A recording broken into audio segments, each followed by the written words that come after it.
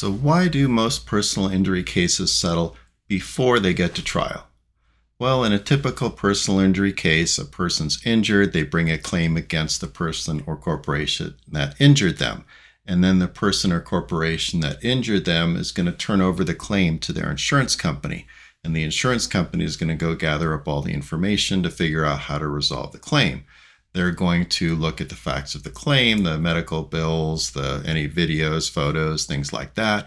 They often have a database of similar claims and the amount of money they settled for, the amount of money that the jury verdicts came in at.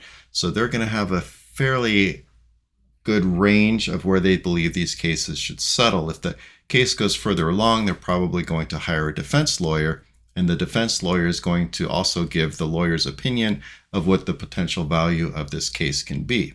So the insurance company is going to have some idea of where each and every case should land, whether it be through a verdict or through a settlement. So they're going to try to settle the case. Well, why don't they just take all the cases to trial? Well, some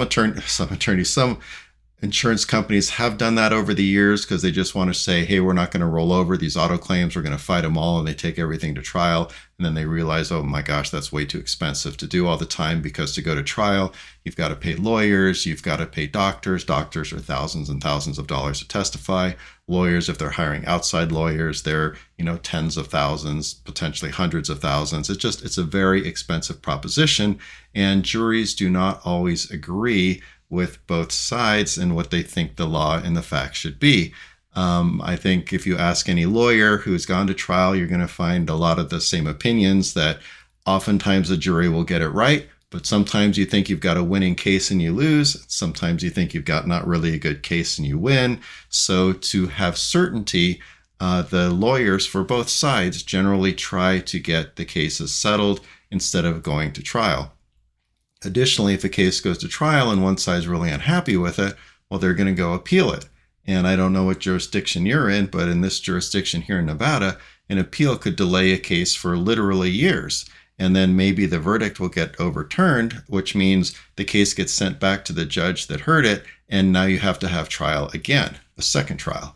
So it's expensive. It takes a long time. The insurance companies generally don't want to spend a whole bunch of extra time and money. And the injured party and their lawyer probably doesn't want to spend years and years and a whole lot of money if they don't have to. So lots of cases settle. Well, what does that mean? What's lots of cases? Well, probably only about 4 to 5% of personal injury cases actually go to trial.